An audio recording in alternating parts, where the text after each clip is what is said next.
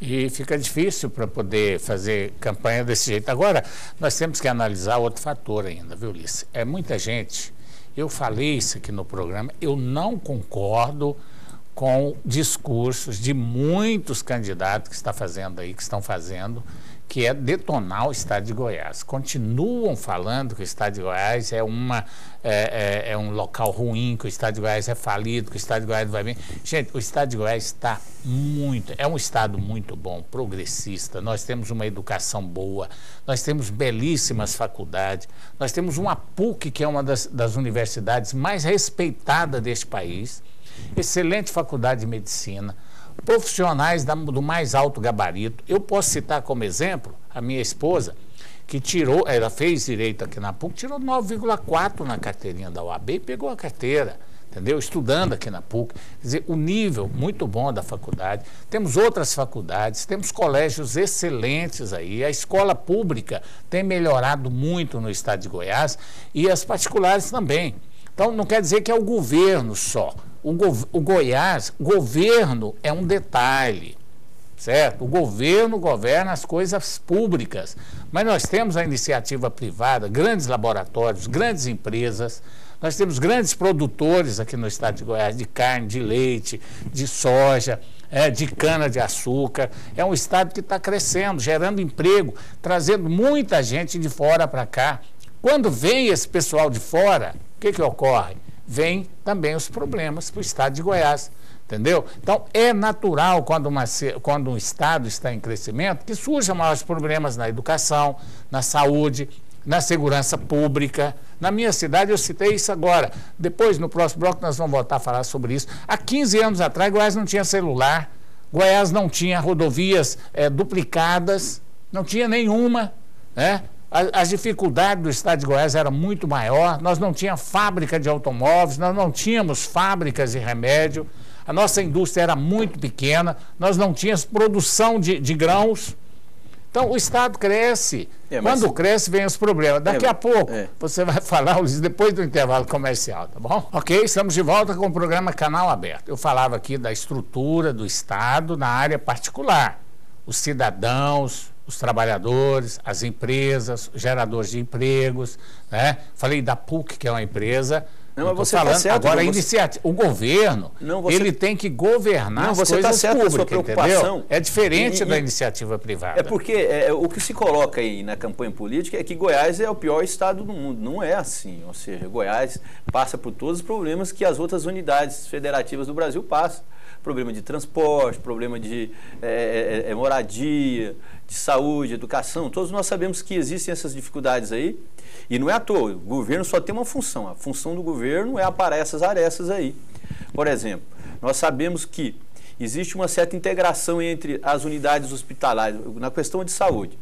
Existe uma certa integração entre as unidades hospitalares da Prefeitura de Goiânia ou das cidades, ou seja, dos municípios do interior, com as da capital, que são por exemplo, os hospitais de urgências, né, o HGG, o HDT.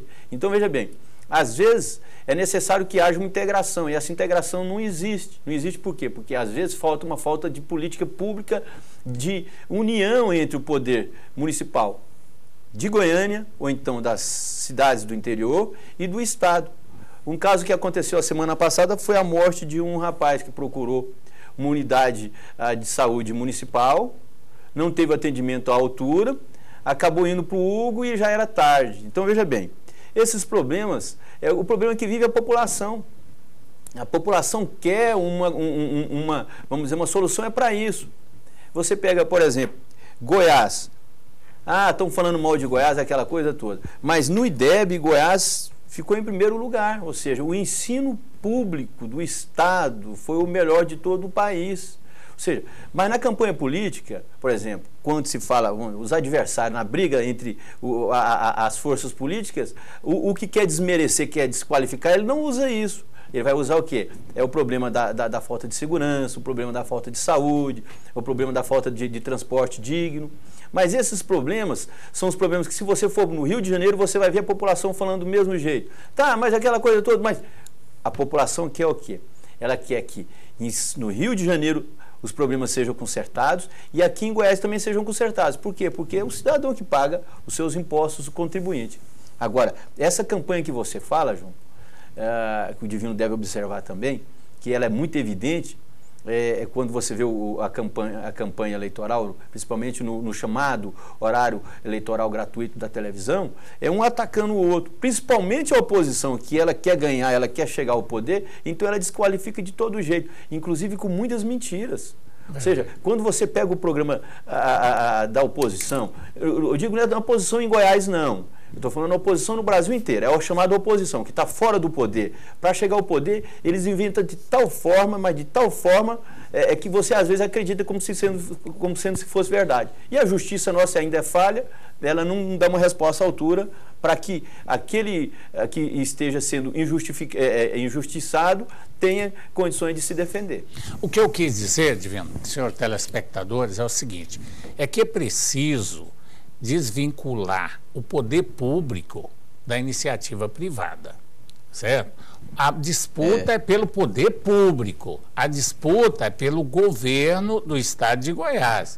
Agora, estão confundindo, né, a administração pública, o poder público, com o estado em si. Eu estou querendo dizer que o estado de Goiás, as empresas, o cidadão... Tem pernas próprias. Tem pernas próprias, anda de perna própria. Eu citei aqui a PUC, eu citei aqui telefone celular, são tudo empresas particulares, não é de governo, certo? Televisão, rádios e várias outras empresas, laboratórios, são tudo empresas que são de cunho particular e que estão contribuindo e muito para o desenvolvimento do Estado.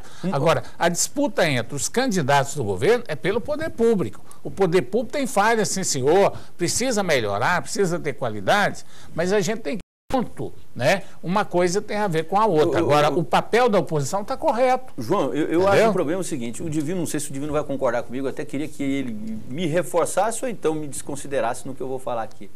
Se bem que eu estou pegando até no viés que ele colocou. Por exemplo, a questão da segurança. Por que existe bandidagem solta? A criminalidade alta? A polícia fala que prende, não prende, Divino? Quem solta? O Poder Judiciário. Por que o Poder Judiciário solta? Porque está escrito na lei que tem que soltar, não é? Então, veja bem, o grande problema, eu acho, eu vi até uma certa autoridade falando, ela falando o seguinte, ó, nós fazemos, a parte repressiva nós colocamos dentro da cadeia, só que depois vem o juiz e manda soltar. Por que manda soltar? Porque está escrito lá na lei. Ele tem que cumprir a lei, a função dele é cumprir a lei. Agora, o que eu acho, Divino, João Silvestre, telespectador, é justamente isso, não há uma comunhão. Como se fala na independência dos poderes, parece que cada um vive assim totalmente alheio às realidades do Brasil. Às realidades do Brasil, que são várias realidades. Então, o executivo mantém as polícias, reprime a criminalidade, coloca na cadeia. O legislador, os deputados, os senadores vão ali, fazem aquelas leis, às vezes as leis frouxas. Aí o judiciário, os juízes, os desembargadores são obrigados, os ministros são obrigados a tomar as decisões, soltam e fica nesse vai que não vai. Então o que tem que acontecer? Eu acho que tem que haver uma grande comunhão entre os poderes no Brasil. É necessário mudar as leis, que se mude as leis. Agora o problema é que o Congresso Nacional, geralmente onde se faz as leis, é tomado por lobbies. Ou lobbies de grandes empresas, lobbies de grandes corporações, de grandes, por exemplo, as corporações a gente fala, de grandes religiões, então nós temos que acabar com isso, ou seja, o Brasil tem que começar a eleger representantes que sejam fiéis à realidade do povo. Verdade. Fala aí, Divino.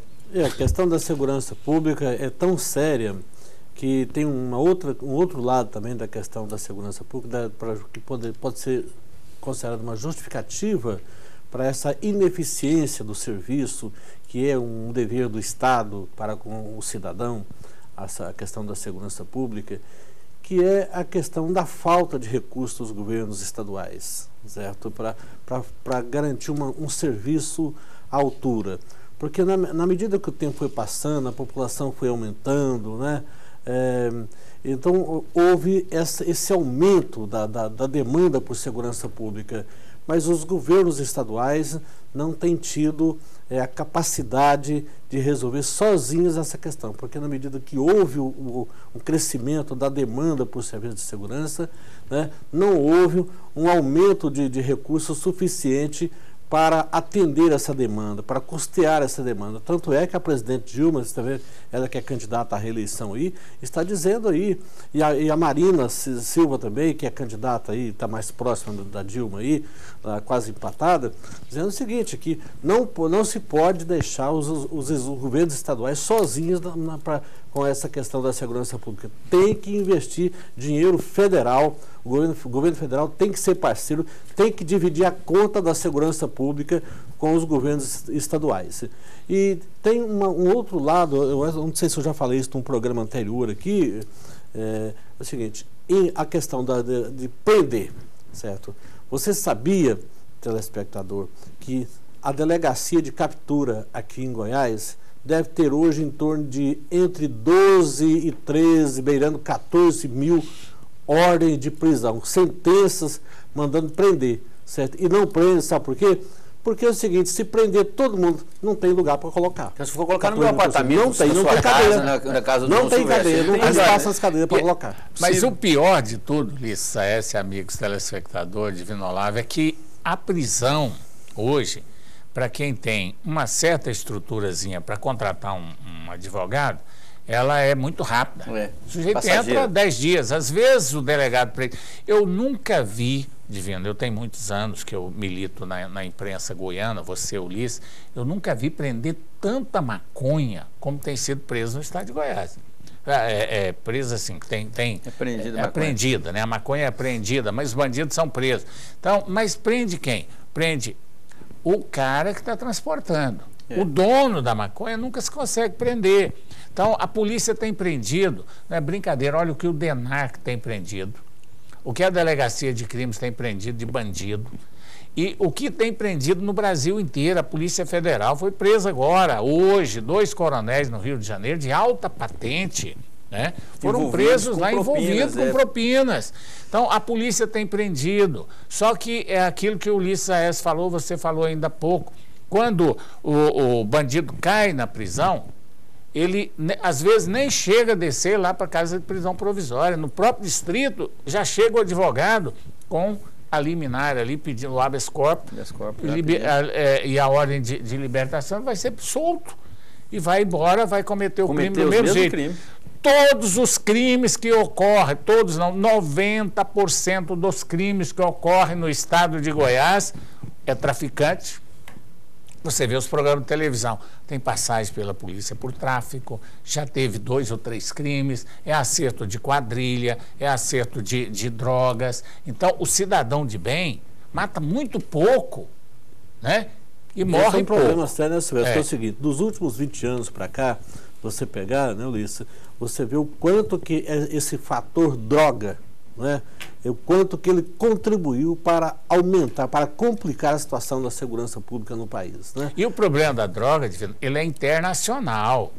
O Brasil não fabrica drogas, globalizado, não. Né? É globalizado. Então, essas drogas vêm de outros países subdesenvolvidos, chegam de avião, chega de trem, chega de carro, chega de todo jeito. Ela chega no Brasil. Para resolver o problema das drogas, só se nós pegarmos um trabalho feito a nível internacional com os Estados Unidos, com os países da Europa, com o México, com o Canadá, para chegar aqui na América do Sul, onde nós temos aí um trânsito de cocaína, maconha, crack extraordinário. Mas é muito grande. A maconha, né? João, está na contramão já. Você pega, por exemplo, lá na Argentina já está discutindo a descriminalização. Já no Uruguai já existe. No Brasil já existe essa tendência. Você pega, tem presidencial que está pedindo aí, inclusive, a despenalização dos caras que usam maconha e que até vendem. Em alguns estados americanos. Eu acho que se libera tudo, né? Aumenta só o número de cemitérios. Porque, na verdade, ele não precisa de prisão, não, porque o sujeito usar droga à vontade, ele vai acabar indo para o cemitério. Infelizmente, a droga é um problema muito sério. Bom, vamos para mais um intervalo comercial. Daqui a pouco nós vamos falar sobre pesquisas eleitorais aqui no programa Canal Aberto.